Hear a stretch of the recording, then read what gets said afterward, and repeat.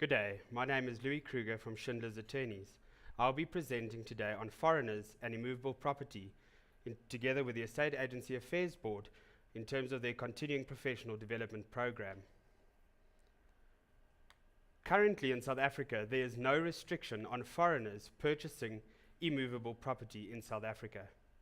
Recently, you would recall that the President mentioned the Land Holding Bill 2004 in his State of the Nation address last year. This bill has not yet been passed by Parliament and is therefore not in effect or law in our country.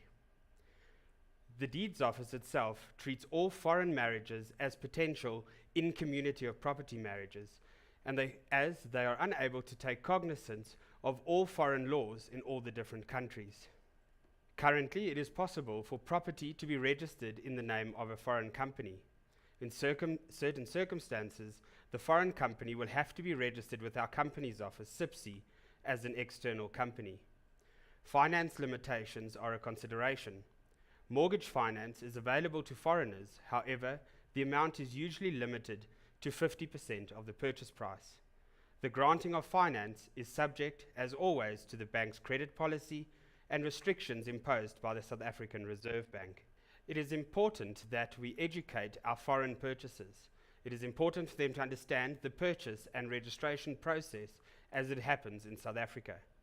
In South Africa, unlike many other countries, the purchaser must conduct a due diligence prior to entering into the agreement.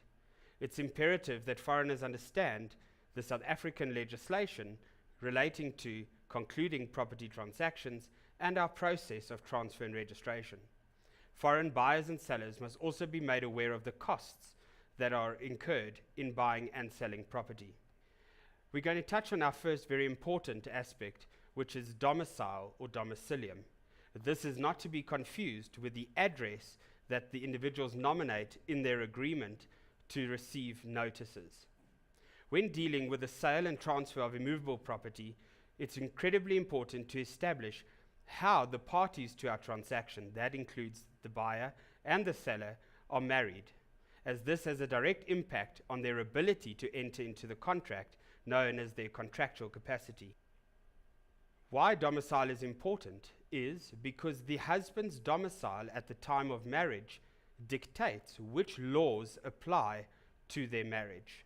For example, are they able to enter into that agreement alone?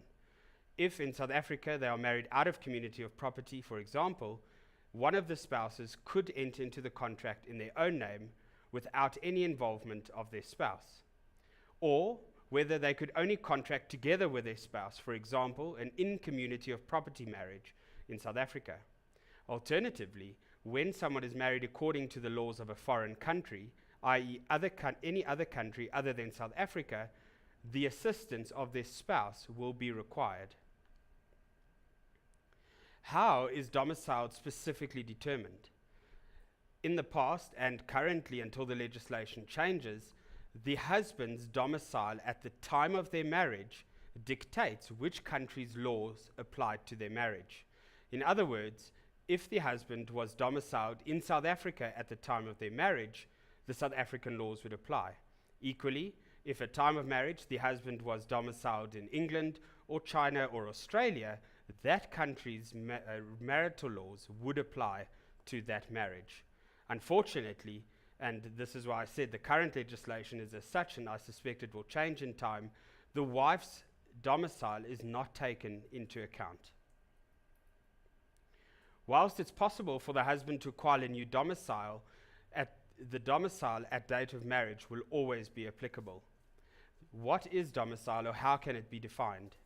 It is defined as the country that the husband treats as his permanent home or lives and has a substantial connection with.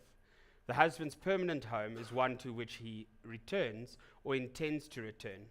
I think that's important because you simply cannot nominate another country as your domicile if you do not have a physical connection to that particular country. The determination of domicile requires an examination of facts and also the husband's intention at all times. The Domicile Act 3 of 1992 provides that any person over the age of 18 years who has the ability to make a rational choice may acquire a domicile, i.e., he can choose his domicile. There are, of course, exceptions to this in the Act, but that will not be dealt with now. The Act further provides that domicile of choice is acquired when two specific elements are present. The first is that the person needs to be lawfully present at that particular place, and secondly, they must have an intention to settle there for an indefinite period. Domicile is determined by looking at fact and intention on the balance of probabilities. The next is really important for us to understand, specifically when we're dealing with foreigners.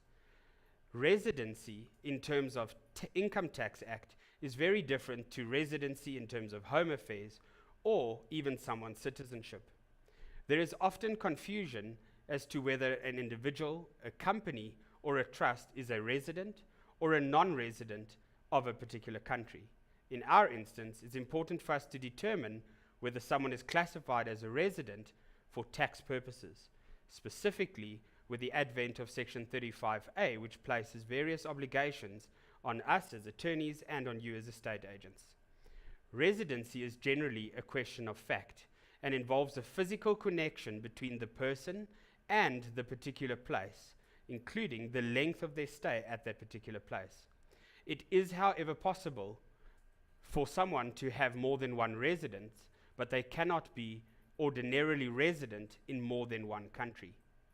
The example is someone that works for a major company or international corporation. They could be ordinarily resident in South Africa, but also have residences around the world which they utilize throughout the year. Residency itself should never be confused with domicile, citizenship, or nationality. Your nationality is determined by the country in which you are born. Citizenship is automatically afforded to you in the country where you are born, or citizenship is acquired later through application.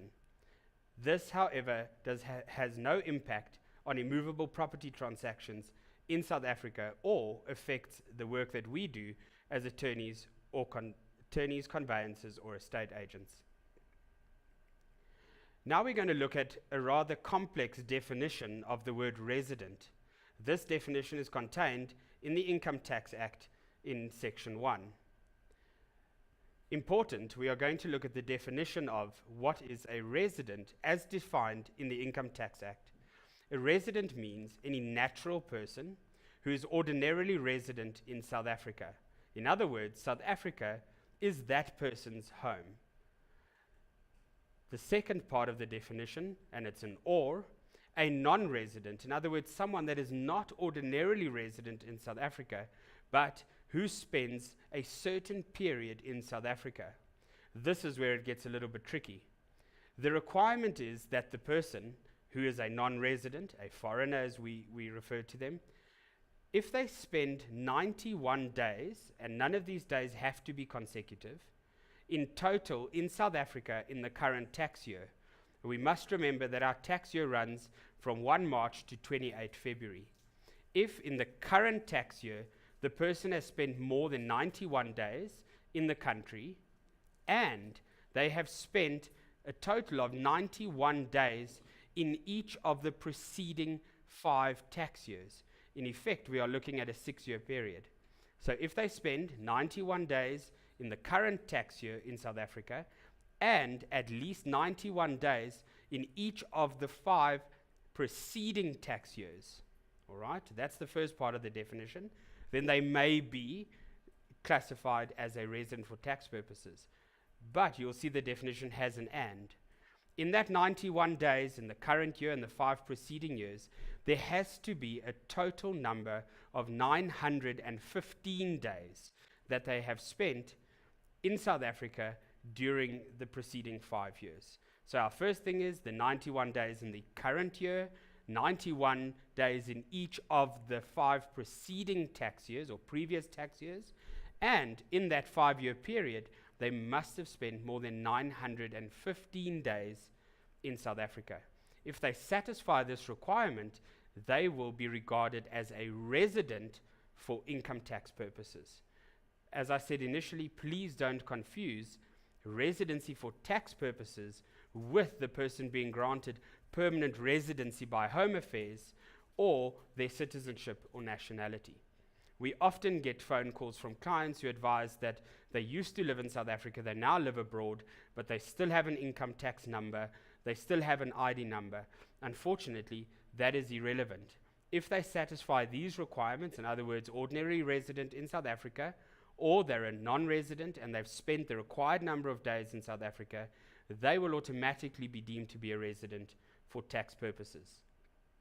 The last part of the definition at C relates to a person other than a natural person, such as a company, CC trust, special trust, which is incorporated, established, or formed in South Africa. What that implies is that it's also registered with our Companies Office, or a foreign company which has its effective place of management within South Africa. So it could be an international corporation or company, but if that company is effectively managed from within the borders of the Republic, that company will be deemed to be a resident. So all other individuals and juristic persons or persons other than natural persons who do not satisfy these requirements are known and regarded for tax purposes as non-residents. What does ordinarily resident in a country specifically mean? Ordinarily resident is the place where the person resides in the ordinary course of their daily life, i.e., the place where they will naturally return to from their wanderings. If a person is ordinarily resident in South Africa, perhaps like you and I, it is irrelevant how much time is spent outside of South Africa or in South Africa itself. Further considerations that need to be taken into account. Although a person may not be physically present in a place, he or she may still be deemed to be a resident. What this implies is that should they not be in the country for those 91 days and the 915-day periods, there are still circumstances in which they will be deemed to be a South African resident for tax purposes. And what do we look at in those instances? The intention of the person to become ordinarily resident in South Africa, and steps indicative of this intention, or steps that have been taken, or other factors which motivate the person's intention to become an ordinary resident in South Africa. These are some of the factors that SARS will look at when they are evaluating whether someone satisfies the requirement for wanting to be ordinarily resident in South Africa. Their most fixed and settled place of residence, their habitual abode, in other words, their day-to-day living, their habits, their mode of life, the place of business and personal interest, where is their company, where do they live, the status of the individual. Are they currently an immigrant? Are there work permits in place? Have they applied for permanent residency? The location of their personal belongings, their nationality, their family and social relations. In other words, have they enrolled their children at local schools? Are they involved with local churches, etc.? Any political, cultural, or other activities that they partake in. Again, we've mentioned the application for permanent residency. Their period abroad when they do leave South Africa. Why have they left and what was the purpose of those visits? And of course, the frequency of their visits to or from South Africa to other countries. Now we understand what it is for someone to be classified for tax purposes as a non-resident. Which taxes apply to foreigners when we are dealing with immovable property? The first of these taxes is transfer duty, capital gains tax, income tax, and withholding tax. We are going to touch on the taxes in a few seconds. It's really important that clients understand, and it's our duty to advise them, that all documentation relating to the purchase of a property in South Africa by a foreigner must be kept very, very safe, including the documents relating to the introduction of funds into South Africa. And why this is important is because if at a later stage your foreign buyer now wishes to sell their property in future, they will not be able to repatriate the funds overseas should they sell the property if they're unable to produce the documentation to prove how the funds were introduced into South Africa via the Reserve Bank or their bank or through their transferring attorney's trust account. It is incredibly important that foreign buyers and sellers understand that at all times the exchange control regulations of the Reserve Bank must be strictly adhered to. The next difficulty that we have as conveyancers when dealing with foreign buyers or sellers are that documents signed outside of South Africa have to comply with very strict rules. These rules are issued by the High Court and govern which documents need to be signed and how they are to be signed when they are to be used in South Africa. There are two options that our foreign buyers or sellers have when signing transfer documents abroad.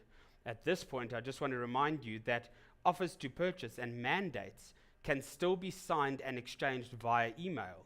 However, original documentation that are needed for registration in the deeds office must be specifically signed on the following basis. The two options are: sign those documents at the South African embassy or consulate. When this is done, the clients are deemed to have signed the documents on South African soil. Or, if an embassy or consulate is not within their reach, they are able to sign documents before a notary public. In South Africa, we refer to them just as notaries. If the documents are signed before a notary public, and there are again exceptions, an apostille certificate will be required. What is the apostille certificate? And this is most probably the most important document that accompanies the signed documents. The apostille certificate confirms that the notary public, before who the client signed their documents, is in fact authorized by that specific country to act as a notary and to authenticate the documents that have been signed. The next issue that we'll talk on, and this affects both attorneys, conveyancers, and estate agents alike. We've discussed what it is to be a non-resident in terms of the Income Tax Act.